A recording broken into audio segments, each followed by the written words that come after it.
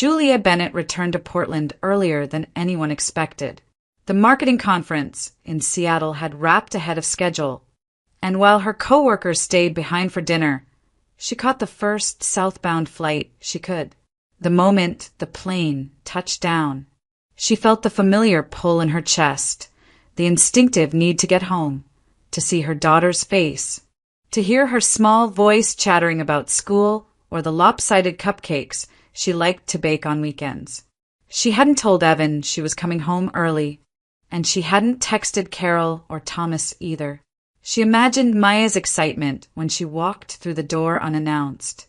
After 3 long days away, the idea of surprising her felt like the one bright spot in an exhausting trip.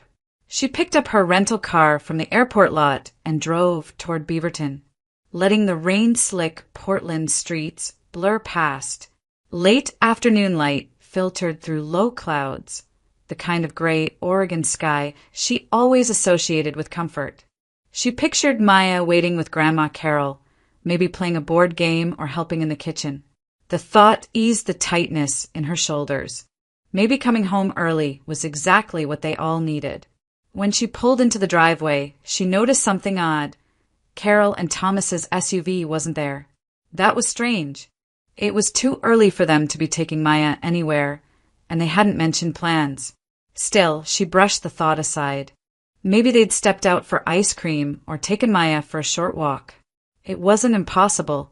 Julia unlocked the front door quietly, ready to whisper a playful boo and see Maya squeal with surprise. But the moment she stepped inside, her smile faltered.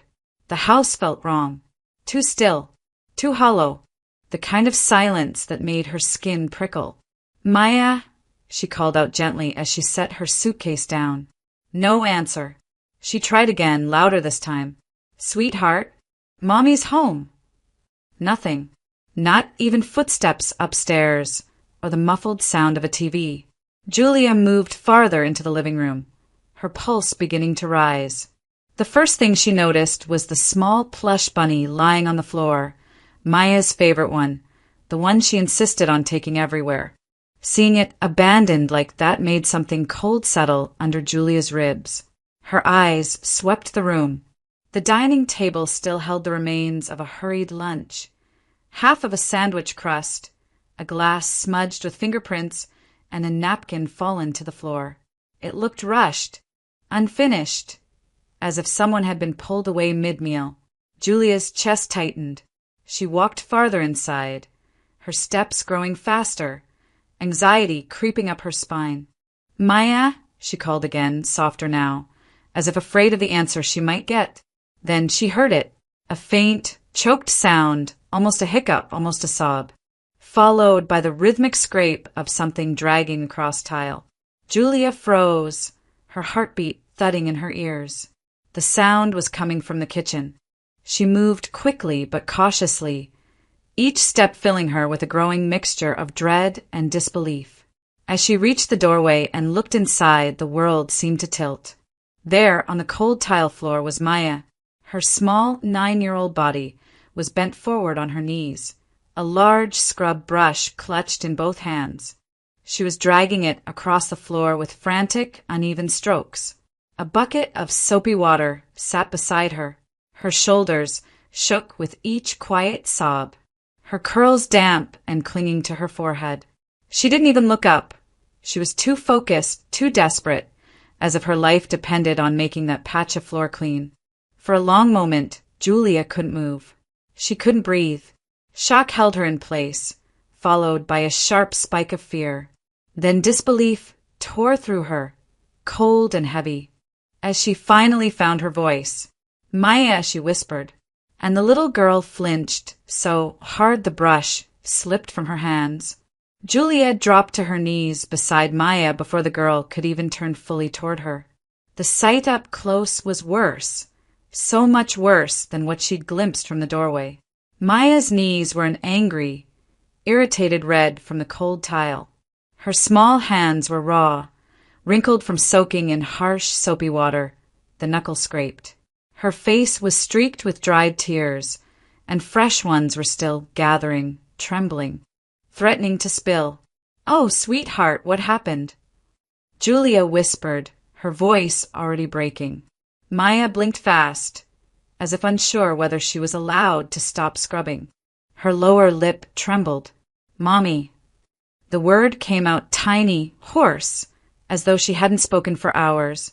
Julia gently took the scrub brush from her hands and set it aside. Maya's fingers curled inward from reflex, as if expecting punishment for stopping. That alone made Julia's throat tighten painfully. "Look at me, baby," she murmured, lifting Maya's chin. "Tell me what happened." For a moment, Maya only sobbed softly, her small chest hitching. Then she whispered, "I'm sorry, Mommy. I made a mess. I didn't mean to. I spilled grape juice this morning, and Grandma Carol said I had to learn responsibility." She sniffed, eyes darting to the half-cleaned floor like she feared she'd missed a spot. She said I had to clean the whole floor before dinner. "The whole floor," Julia repeated, stunned. That wasn't discipline. That was punishment, and for a 9-year-old, cruelly excessive. Maya nodded. She said, "Good kids clean up after themselves. And that Lucy never makes messes because she's more careful." She said I should try to be more like her. Julia inhaled sharply. That familiar name, Lucy, landed like another blow. "Where are Grandma Carol and Grandpa Thomas?" she asked carefully. They went to Oak's amusement park," Maya whispered. Julia felt her stomach drop. "With Lucy." Maya nodded again, more tears slipping down her cheeks. "They said Lucy deserved a special day. And they said I wouldn't enjoy it anyway. That I complained too much. So I stayed here." Julia froze. "They left you home alone?" "For a long time," Maya said quietly. "Since breakfast. They said I could have lunch when I finished cleaning the counter. But then Grandma said the floor was sticky too, and I had to clean that first." Julia's chest constricted painfully. Hours. They'd left her daughter alone for hours. But Maya wasn't finished. She also said, Maya hesitated, voice shrinking, that Lucy is their real granddaughter. And I'm not really family. Not the same way. The words hit Julia like a hot iron jab straight into her ribs. "Who told you that?" she asked, though she already knew. "Grandma Carol," Maya whispered. "She says it a lot." Julia felt fury spark in her bloodstream, white-hot and blinding, and beneath it a deeper, heavier ache, guilt, crushing, suffocating guilt. She had left. She had trusted them. She had put Maya in their care. And she said, Maya swallowed hard, as if the next part hurt to even repeat. She said, "I'm lucky you and Daddy adopted me, because nobody else wanted me." She said other kids like me end up in foster homes, and that I should be grateful every day. Julia felt something inside her fracture. Pain, sharp and deep, shot up her spine.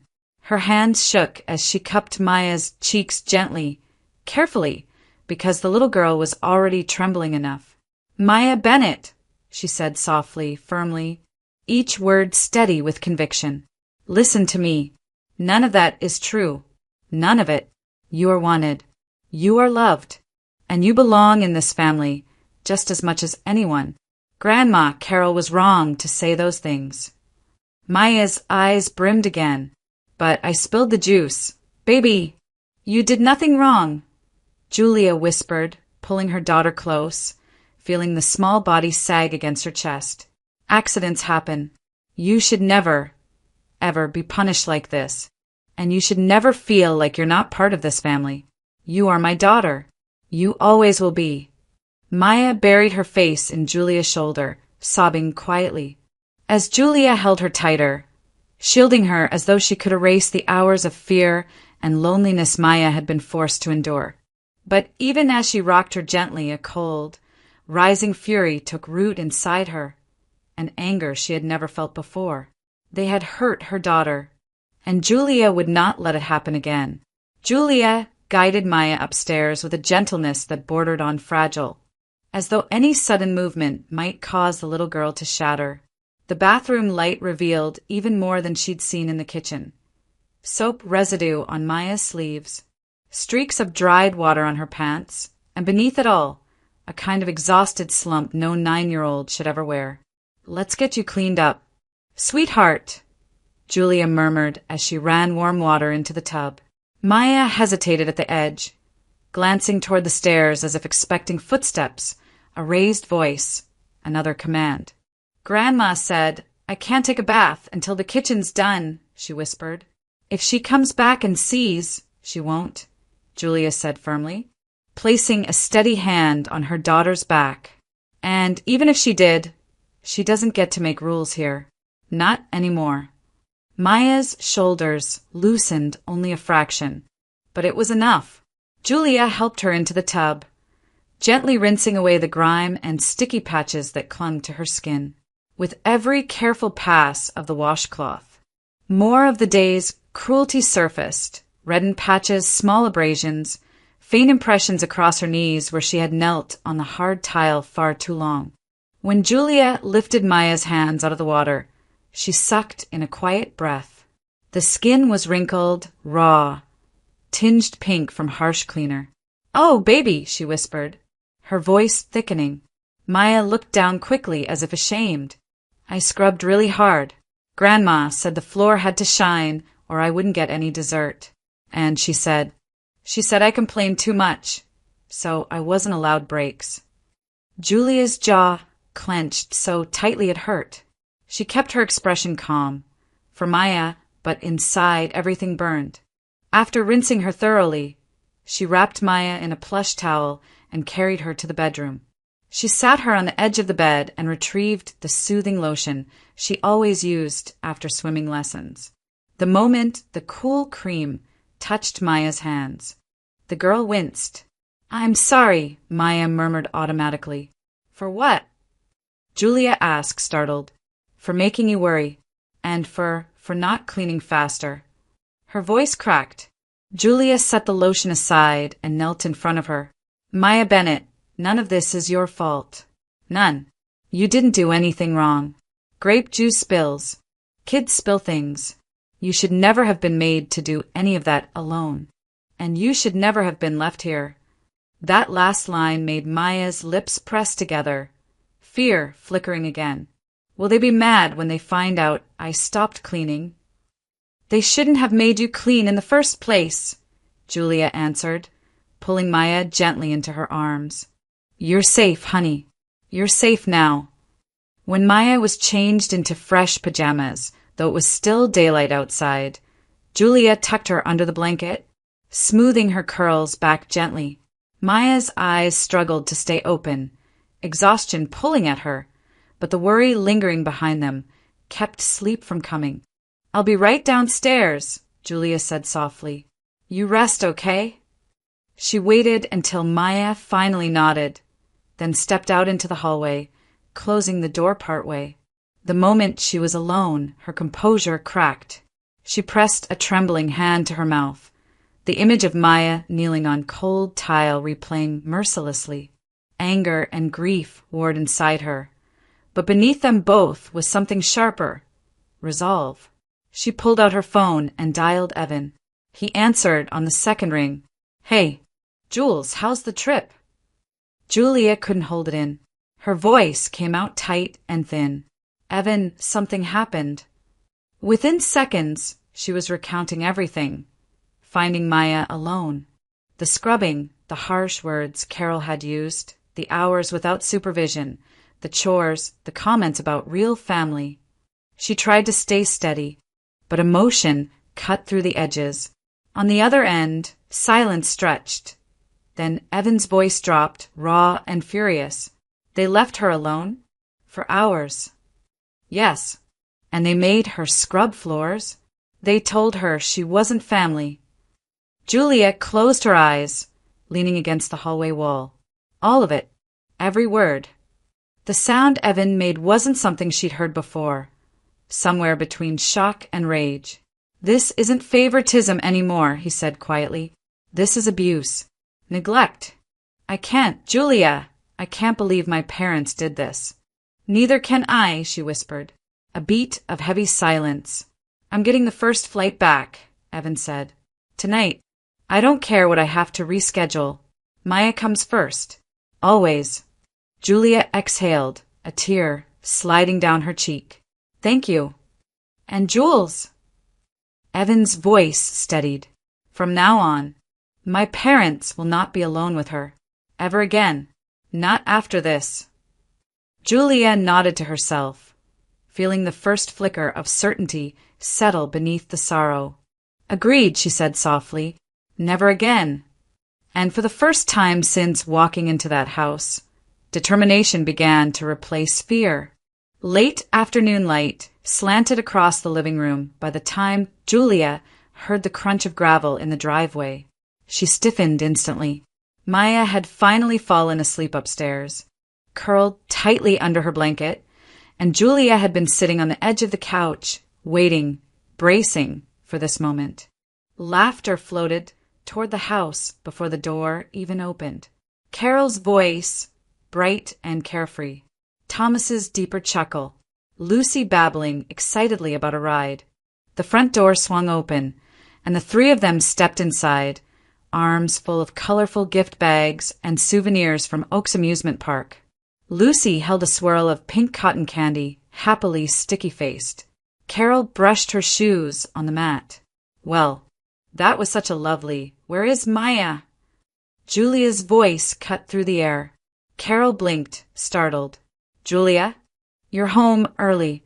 She scanned the living room as if expecting balloons or a surprise cake.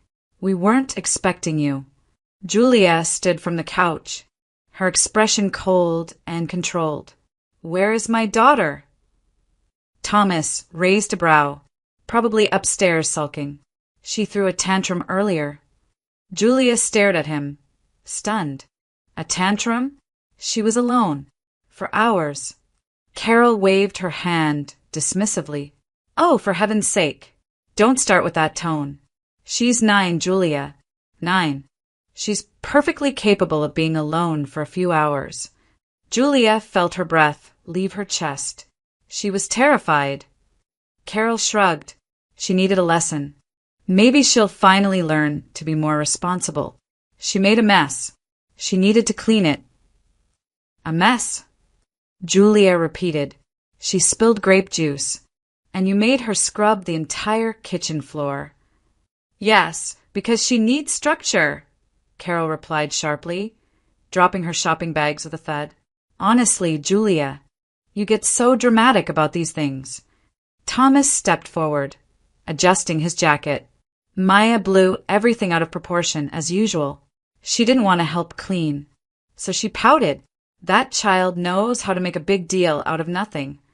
Julia felt something inside her crack. Her hands were raw. Her knees were swollen. She was sobbing so hard she could barely speak. Carol scoffed. "She's always sensitive like that. That's the problem. You baby her too much." Julia's eyes narrowed. Sensitive? Or traumatized? Carol's expression hardened. "Don't accuse us of that word. We've done more for that girl than you realize. And honestly, sometimes I think she uses that poor me attitude to manipulate you." Julia stepped closer, heat rising under her skin. "Don't you dare say that. She's 9. She's a child." Carol lifted her chin, and she needed discipline. Lucy never spills juice. Lucy never talks back. Lucy is your biological granddaughter," Julia snapped. "We both know you treat her differently." Carol's eyes flashed. "Well, she is real family."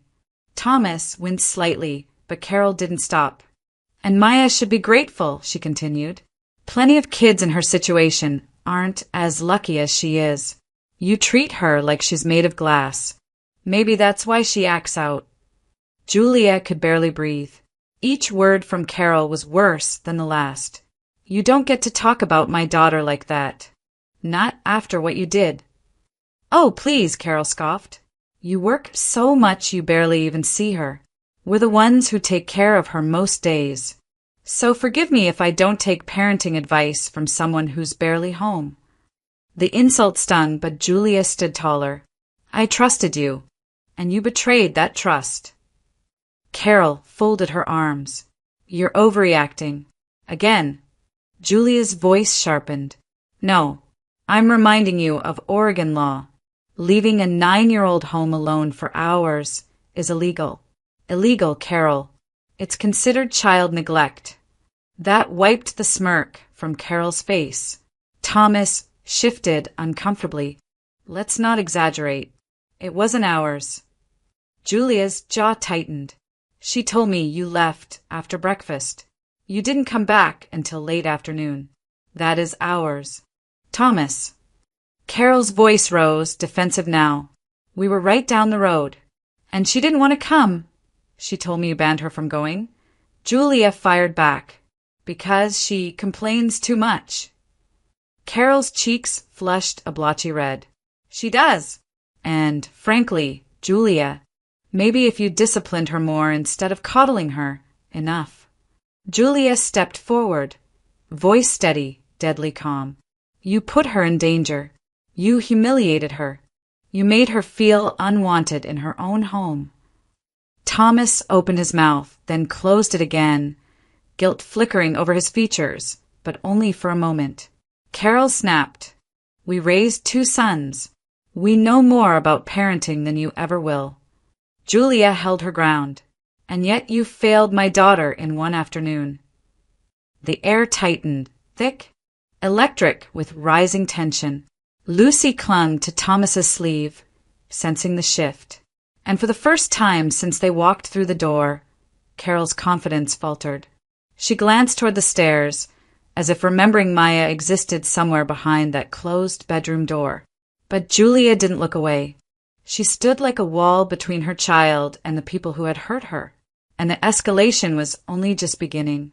Julia's phone buzzed in her pocket, the vibration sharp enough to cut through the tense, suffocating silence filling the living room. She didn't need to look at the screen to know who it was. Evan had promised a call as soon as he reached the airport gate. She pulled the phone out, met Carol's furious gaze, and pressed accept. Put me on speaker, Evan said immediately, his tone clipped. Julia did. She set the phone on the coffee table, the small device suddenly feeling like the most powerful thing in the room. Evan, sweetheart, Carol began at once, slipping effortlessly into her warmest, grandmotherly voice. We've had a bit of a misunderstanding here. Julia came home early and— Stop, Evan said. Carol blinked, thrown off. Excuse me. Tell me exactly what happened, he demanded. His voice was steady, controlled. But beneath the surface it carried a quiet, simmering fury Julia had never heard from him. Carol straightened, smoothing her blouse. Maya spilled some juice. We were trying to teach her responsibility, that's all. She gets so dramatic sometimes. Responsibility. Evan cut in.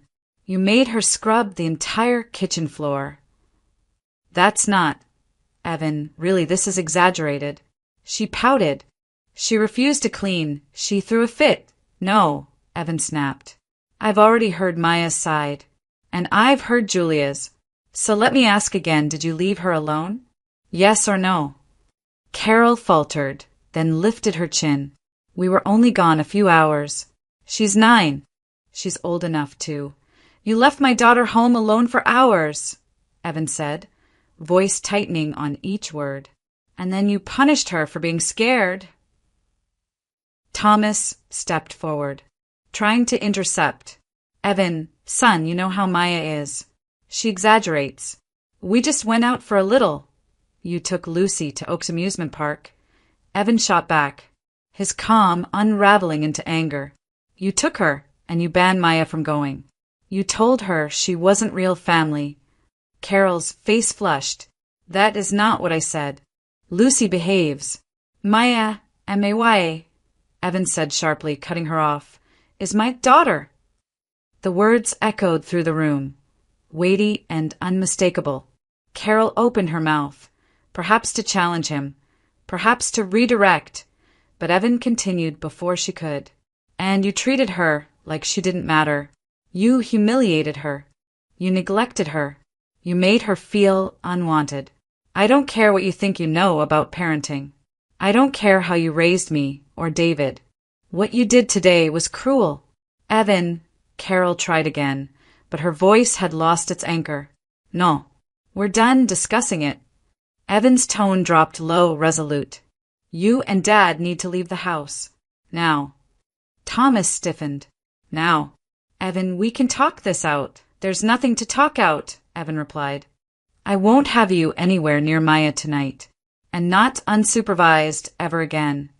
Carol sputtered, outrage bubbling back to the surface. You're choosing her over your own parents. Julia watched the muscle in Evan's jaw work even through the speaker. I'm choosing my child, he said. Get your things and leave. Carol gaped at the phone as if it had personally betrayed her. This is unbelievable.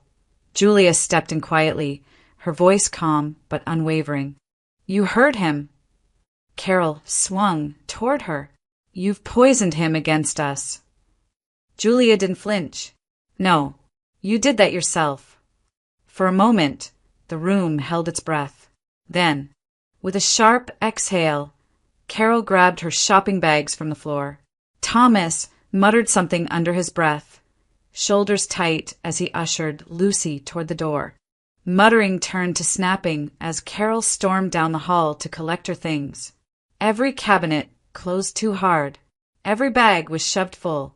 She moved like a storm that had realized too late it was losing strength. Thomas lingered at the doorway, unable to meet Julia's eyes. We were trying to help, he muttered weakly. Julia didn't respond. Carol emerged with her purse, her indignation reignited. This isn't over, she spat. One day you'll regret. Julia raised a hand, her expression steady and almost gentle. Carol, she said softly, the only thing I regret is that I ever trusted you with my daughter. Carol froze. It was quiet, precise, devastating. Without another word, Carol spun on her heel and walked out. Thomas followed. The door closed behind them with a final, echoing thud. Julia let out a breath she hadn't realized she was holding. On the speaker, Evan whispered, voice strained with emotion. Jules, thank you. And for the first time that day, the power had shifted, firmly, irrevocably, to the side of their child. The house settled into a deep, uneasy quiet after Carol and Thomas drove away. Julia checked on Maya immediately, stepping into the dim bedroom where her daughter still slept curled in a tight ball, clutching her stuffed bunny as if it were a lifeline. The soft glow of the nightlight cast a warm circle across her cheek, still streaked from dried tears. Julia sat gently on the edge of the bed and brushed her fingers through the girl's curls. Maya stirred, eyes blinking open slowly. Mommy, she whispered, voice small and hoarse. I'm here, Julia murmured. You're safe. Maya's gaze darted toward the door, anxiety rising quickly. Did Grandma Carol come back? Am I in trouble again? Julia's heart clenched. She shook her head firmly. No, sweetheart. They left, and you're not in trouble. None of what happened today is your fault. Maya swallowed, shoulders trembling beneath the blanket. I didn't finish the floor. That doesn't matter, Julia said softly. You never should have been told to do it. You never should have been alone. Maya's eyes filled again, but this time the tears were quieter, less frantic. She leaned into Julia's arms, and Julia held her tightly, as if she could shield her from every harsh word and every lonely hour she had endured. Daddy's coming home, Julia whispered into her hair. He'll be here soon. That seemed to settle Maya enough to drift back to sleep. Julia stayed with her until her breathing evened out, then slipped out into the hallway, feeling the weight of the day finally hit her full force. Hours later, well past midnight, the front door clicked open. Julia hurried downstairs to find Evan standing in the entryway, still in the blazer he had worn onto the plane. eyes red-rimmed and exhausted. The moment he saw her, his face broke. He pulled her into his arms without a word. Julia clung to him just as tightly. All the anger, fear, guilt, and heartbreak of the day poured out in quiet, ragged breaths against his shoulder. Evan held her, one hand cradling the back of her head, his own breath uneven. "Julia," he whispered, voice cracking. "I'm so sorry. I never imagined my parents could. They hurt her," Julia choked out. She was shaking. She thought she'd be punished if she took a bath. Evan closed his eyes, grief slicing across his features. "We won't let it happen again," he said, with a determination that sounded almost like a vow. They stayed like that for a long time, two parents trying to steady themselves after having the ground ripped out from under them. Eventually, they moved to the couch, sitting close, hands intertwined, speaking softly about next steps, boundaries, safety, healing. But the real conversation would come in the morning. The next day, soft spring light filtered into the kitchen where Julia prepared a quiet breakfast. Maya shuffled in wearing her pajamas, still looking fragile but rested. Evan knelt beside her chair and gently lifted her onto his lap. "Hey, Peanut," he said, brushing a strand of hair from her cheek. "We need to talk about what happened yesterday. Just us three. Okay." Maya froze slightly but nodded. Evan took her small hands into his. What Grandma Carol and Grandpa Thomas did wasn't just wrong. It was something adults can get into serious trouble for. In our state, grown-ups aren't allowed to leave kids alone for a long time. Kids can get hurt or scared, and no one has the right to punish you like that. Maya's eyes widened, fear returning. "Are you mad at me?" "No," Evan said instantly, "not even a little." But her voice trembled. "What if you stop loving me because I'm not like Lucy? Because I spill things? Because I'm not real family?" Julia inhaled sharply, but Evan spoke first, emotion raw in his voice. "Maya Bennett," he said, leaning in so she could see every ounce of truth on his face. "You are my daughter. Nothing you do will ever change that. Nothing. I don't love you because you're perfect. I love you because you're you. Because you're my girl." Maya's lip quivered. "Even if I spilled the juice. Even if you spilled a whole ocean of it," he whispered, pulling her into his chest. "There's nothing that would make me stop loving you." Maya clung to him, small arms wrapping around his neck, and a soft sob escaped her. This one not from fear, but from the relief of finally being understood, finally being claimed, fully and without conditions. Julia watched them, tears gathering in her own eyes, feeling the first fragile threads of healing begin to weave themselves through the room. By late morning, after breakfast plates had been cleared and Maya retreated to her room to color, Evan stepped onto the back porch with his phone in hand. Julia watched him through the sliding glass door, seeing the way he inhaled deeply, bracing himself. This call wasn't going to be easy, but it was necessary. He dialed. Carol answered almost immediately. "Evan, finally, we need to talk about what happened yesterday because your wife—" "We are talking," Evan said, cutting her off before she gained momentum. "And I need you to listen." Carol scoffed. "Oh, please. I know Julia filled your head with, Mom." Evan said sharply, "Stop. This isn't about Julia. This is about what you did to Maya." A brief pause. Then Carol exhaled dramatically. "Evan, you're blowing this out of proportion. You were always so sensitive as a boy. This isn't about me," he said. "This is about a 9-year-old child you left alone for hours. A child you punished for being scared. A child you told wasn't real family." "That is not what I said," Carol insisted, her tone rising defensively. "Lucy is easier. That's all. Maya, she requires more effort."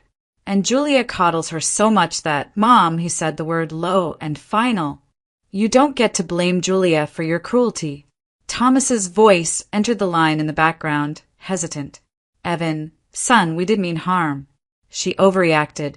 She cried a little. That's all. Evan closed his eyes, jaw tightening. Dad, her hands were raw. Her knees were bruised. She was terrified. And you call that crying a little? Thomas fell silent. Evan continued, voice firm. So here are the boundaries going forward. They're not up for debate. Carol bristled audibly. Boundaries? With your own parents. Yes, Evan said. Number 1, you and Dad will not have unsupervised contact with Maya. Not for the foreseeable future. That's ridiculous, Carol snapped. You're punishing us for trying to teach her discipline? This is exactly what Julia wanted. She's been trying to turn you away from us for years. This isn't about Julia, Evan repeated. This is about keeping Maya safe.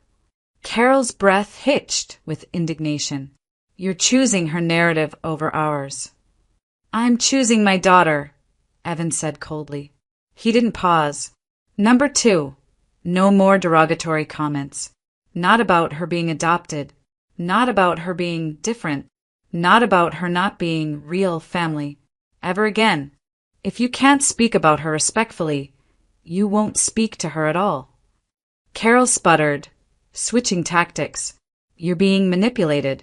She's dramatic. Julia is dramatic. This family used to be stronger, Evan, before you let click. Evan hung up. He stared at the phone for a long moment, chest rising and falling with the aftershocks of anger and grief. When he finally stepped back inside, Julia wrapped her arms around him without a word. He rested his forehead against her shoulder, feeling the weight of what he'd just done, and knowing it was the only right choice. The fallout began almost immediately. By afternoon, Evan's aunt texted him, urging him to give his poor mother a break. A cousin messaged Julia, implying she was too sensitive and didn't understand the Bennett way. Another family member wrote a vague Facebook post about kids these days being too soft. But others stayed quiet, uncomfortably quiet, clearly unsure which side to take. Then, just after dinner, Evan's phone buzzed again. It was David. Hey, David said, voice low. Mom called me. Her story sounded off. What really happened? Evan told him. Everything. No softening. David swore under his breath. Jesus, Evan. That's not strict. That's messed up.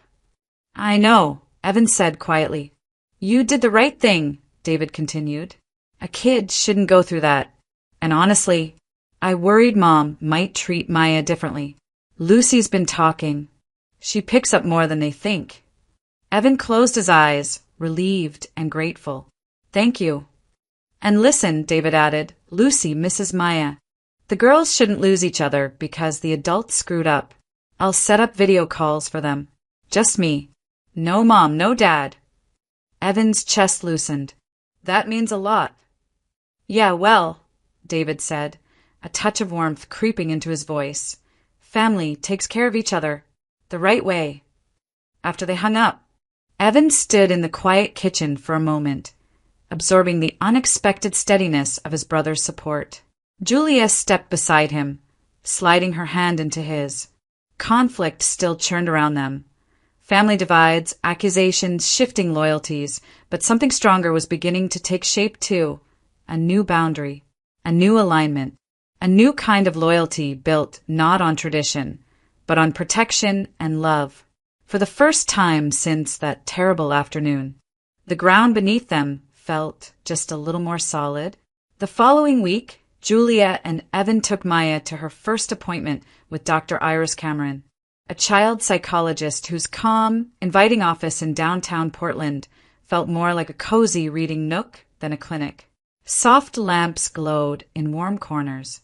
Shelves held picture books and sensory toys, and 2 plush armchairs sat across from a cushioned, kid-sized sofa. Everything about the space seemed built to make a frightened child feel safe. Maya clung to Julia's hand at first, her small fingers curled tightly into her palm. But Dr. Cameron had a gentle presence, steady voice, kind eyes, unhurried movements, and slowly, Maya relaxed enough to sit beside her parents. "Whenever you're ready, Maya, dear," Cameron said softly. "You can tell me what happened in your own words." Maya looked down at her shoes, swinging her legs slightly. "I spilled juice," she whispered eventually. "And Grandma said I had to clean it all. Everything. The whole floor." "Did she help you?" Dr. Cameron asked gently. Maya shook her head. "No. She said I complained too much, so I had to do it alone. And she said Lucy would do it better." Julia felt her chest tighten. Evan reached for her hand, as if grounding both of them. "And how did that make you feel?" Dr. Cameron asked. Maya hesitated, a tiny tremor passing through her voice. Like I'm bad. Like I always do things wrong." Julia's throat burned, but she stayed silent, letting Maya speak. "What else did Grandma say?" Dr. Cameron encouraged. Maya's face crumpled a little. She said, "I'm not real family. That Lucy is real. And that I should be grateful Mommy and Daddy adopted me because nobody else would want me." Julia's heart dropped. She bit the inside of her cheek to keep from interrupting, but her eyes filled. "Maya," Dr. Cameron said softly, leaning forward, "that must have been very painful to hear." The little girl nodded, tears welling. "I thought maybe it's true," she whispered, "because I make mistakes, and I spill things, and Lucy never does, and Grandma likes her best." Evan blinked hard, tears collecting along his lashes. Dr. Cameron kept her voice steady. "Maya, spilling juice is something every kid does. Every adult too. It doesn't mean you deserve to be hurt or left alone. It doesn't mean you're unworthy of love." Maya's eyes flicked up nervously. "But what if Daddy gets tired of me? What if I mess up again and leaves?" The room seemed to stop breathing. Julia pressed a fist to her mouth, shoulders shaking silently. Evan leaned over and gathered Maya gently into his lap, his voice low. "Thick. Sweetheart, listen to me. I am never leaving you. Not because of spilled juice. Not because of mistakes. Not because of anything. You are my daughter. Nothing will ever change that." Maya clutched his shirt, tears soaking the fabric. Evan held her tighter. Dr. Cameron watched, her expression compassionate. "Maya, what you're feeling is very common for children who've been adopted," she said. "Sometimes your heart worries that love can disappear, but your parents are showing you that their love is safe and steady." Maya sniffed. "But why did Grandma say those things?" Dr. Cameron nodded slowly. "Sometimes grown-ups have beliefs that are wrong. Sometimes they say things that come from fear or misunderstanding, not truth. But that doesn't make their words okay." She paused. "And what happened to you wasn't a lesson. It was emotional harm. You were left alone, frightened, and made to do things no child should do." Maya's breath hitched, as if hearing someone say it out loud made it more real. Julia felt something collapse inside her. She had known it was bad, had seen the raw hands, the trembling, but hearing Dr. Cameron call it what it was made the weight of it sink deeper. She reached out and stroked Maya's back. "We're so sorry," Julia whispered. "We should have protected you better. But we're here now, and we're not going anywhere." Maya leaned into both her parents, small and fragile, but no longer alone. As the session continued, Maya began sharing more. Small confessions that revealed just how deeply the wounds had cut, moments of feeling second best, fears she never voiced, memories of overheard comments that had settled like stones in her stomach. By the time the appointment ended, the emotional toll was heavy, but something else lingered in the room too. A beginning, a soft, cautious step toward healing. The first cracks of light after a long, frightening dark. The school auditorium buzzed softly with the hum of parents finding seats, the scrape of folding chairs, and the rustle of programs printed on pastel paper. It was Maya's spring concert. Her class had been practicing for weeks, and Julia and Evan arrived early. choosing seats near the back where Maya would feel less overwhelmed by the crowd. Maya sat between them, wearing the pale blue dress she had picked herself, nervously twisting the hem between her fingers. She kept glancing toward the door every few seconds, anxiety tightening her small shoulders. "Sweetheart," Julia whispered, smoothing her curls, "you're safe. We're right here." Maya nodded, but her eyes remained fixed on the entrance. She wasn't wrong to expect them. A few minutes later, the doors opened and Carol and Thomas walked in. Thomas scanned the crowd until he spotted them. Carol stiffened the moment she noticed Julia and Evan, her lips pressing into a thin, disapproving line. They made their way into the auditorium with slow, deliberate steps, almost as if daring the room to challenge their presence. Maya recoiled instantly, pulling her knees to her chest, shrinking against Julia's side. Her breath hitched, and the blue dress she'd been so excited to wear now crumpled under her grip. Evan leaned in, shielding her with his arm. "They won't come near you unless you say it's okay," he murmured. "I promise." Julia saw Carol start in their direction, as if ready to approach the row, ready to perform concern in front of an audience.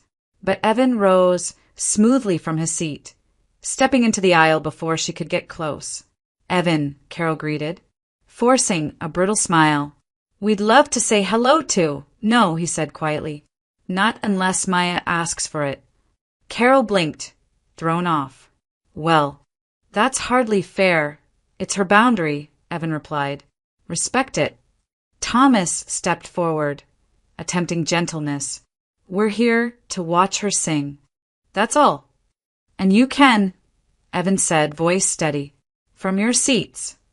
For a moment, tension tightened the air, but with other parents watching, Carol swallowed her protest and allowed Thomas to guide her to chairs several rows away. Maya exhaled shakily when they sat down. "Thank you," she whispered. Julia kissed her hair. "You never have to talk to anyone who makes you feel unsafe." The concert began, small voices rising in imperfect harmony, teachers gesturing proudly from the sides.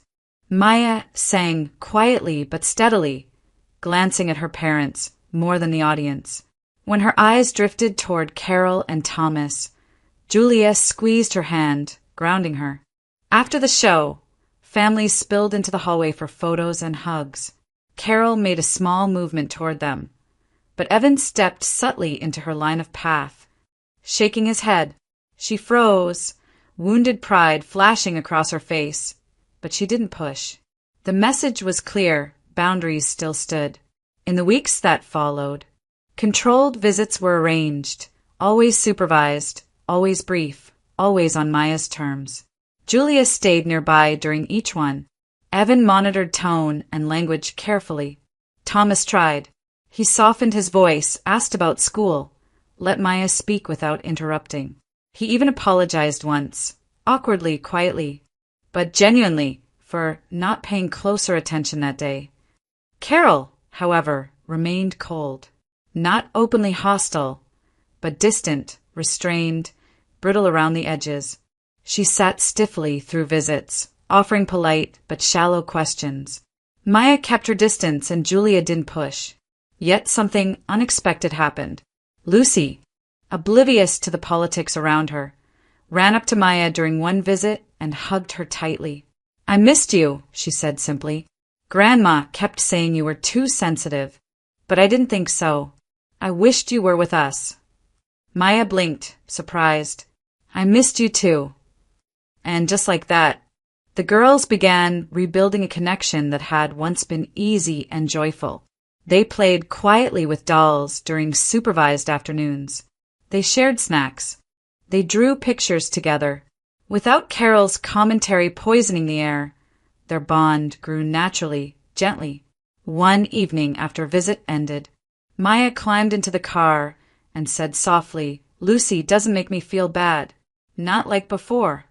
Julia turned in her seat, heart softening. "That's because Lucy cares about you, and we're making sure the people around you treat you right." Maya looked out the window as the sun dipped behind the fir trees, and for the first time in weeks, her shoulders relaxed. The road ahead still held tension, still required vigilance, but beneath the caution, something tender had begun to grow, a small, guarded sense of hope. 6 months later, summer sunlight filtered softly through the skylights of a small family-owned restaurant in Beaverton. The Bennets had chosen the place deliberately neutral ground, quiet enough for conversation, warm enough not to feel tense. Still, when Carol and Thomas walked in, Maya instinctively shifted closer to Julia, her hand tightening around her mother's sleeve. Julia rubbed her back gently. "Remember, you're safe," she whispered. Evan stood to greet his parents with a polite nod, not warm, but not hostile either. Thomas gave a small, hopeful smile. Carol, however, looked nervous in a way Julia had never seen before, her posture stiff, hands clasped tightly, as if rehearsing something she wasn't sure she could say out loud. Once everyone sat and drinks arrived, a long silence settled over the table. Thomas cleared his throat. "The place looks nice," he tried, but Carol spoke first. "Maya," she said quietly, her voice barely carrying over the clink of silverware. "There's something I need to tell you." Maya froze, her eyes flicking toward Julia and Evan. Julia gave her an encouraging nod. Evan reached across the table, placing his hand reassuringly on Maya's. Carol inhaled shakily. "I was wrong," she said, each word deliberate, "about a lot of things." Julia felt her breath catch. She hadn't expected this, not from Carol, not ever. Carol continued, her voice trembling. "What I said to you, about being real family, about being grateful, about being different from Lucy, it wasn't fair. It wasn't true. And it was cruel." She swallowed hard, cheeks reddening. "You didn't deserve that. You didn't deserve any of it." Maya's eyes widened. Her voice, when it finally came, was small but steady. "Why did you do it?" The question hit the table like a ripple, gentle but powerful. Carol blinked rapidly, caught off guard. She looked down at her hands. "I don't know how to explain it well," she admitted. "My generation was raised differently. We were taught blood mattered more. That family meant lineage, not choice." Her voice cracked on the last word. "But that belief made me blind. I let my own insecurities spill onto you. I felt threatened, I suppose. Like loving you meant letting go of something old and familiar." Thomas reached over, placing a steady hand on her arm. She straightened slightly, taking strength from the contact. "I held grudges I never should have held," she said softly. "I treated you as less, because I was afraid of changing my idea of family. And it wasn't until these past few months, seeing you with Evan and Julia, watching how patient they've been, that I realized how wrong I was." Maya's throat bobbed as she swallowed slowly. "Do you love me?" she asked. Carol's eyes glistened. "Yes," she whispered, "more than I ever showed. And I'm sorry it took me so long to see what was right in front of me. You are my granddaughter, Maya. Fully, completely, equally." Thomas nodded vigorously, voice thick. "We both feel that way." Evan's expression softened, conflicted but quietly moved. He nodded once, cautious acceptance, but acceptance nonetheless. The tension in Maya's shoulders eased just a little. She didn't rush into Carol's arms, didn't force a moment she wasn't ready for. Instead, she offered something small but monumental. "Thank you for saying that," she whispered. And Carol, swallowing emotion, nodded back. The next few months unfolded gently. Thomas made consistent effort, inviting Maya to help him water his garden, asking her opinion on his woodworking, sending little videos of Lucy saying goodnight. Carol worked harder than anyone expected. Not perfect, not overnight, but undeniably trying. She listened more, criticized less, caught herself before old habits slipped through. Evan's relationship with his parents shifted, Not back to what it had been, but toward something new. Respect with boundaries. Closeness with clarity. A slow, steady rebuilding. 1 year after the incident, on a bright afternoon in June, the Bennetts celebrated Maya's 10th birthday in a sunlit backyard filled with hanging lanterns and the smell of fresh strawberries. Lucy helped Maya open gifts. Thomas filmed with his old camcorder, narrating dramatically as if recording an award ceremony. Carol sat beside Julia, quietly handing Maya ribbons to reuse for crafts later. At one point, Maya ran to Evan and wrapped her arms around his waist. "This is the best birthday ever," she declared. "It should be," Evan laughed, kissing the top of her head. "You deserve the world." Carol approached slowly, holding a neatly wrapped present. "This one's from me," she said, her voice warm but cautious. Maya opened it carefully, a handmade photo album. On the first page was a picture of Maya holding a sparkler taken months earlier. Underneath, written in Carol's looping handwriting, "Family is chosen with the heart." Maya's eyes shone. She leaned forward and hugged Carol, tentative, gentle but real. Julia watched from a few steps away, her heart swelling. A year ago, she couldn't have imagined this moment. The pain had been deep, the betrayal sharp, but the healing had been deeper. This wasn't a perfect family. It wasn't seamless, but it was honest, earned, rebuilt. And as she watched her daughter surrounded by people who had finally learned how to love her right, Julia understood something clearly. The crisis had not broken them. It had taught them what love required. It had taught Maya that she was wanted, and it had made their family chosen and reshaped stronger than ever.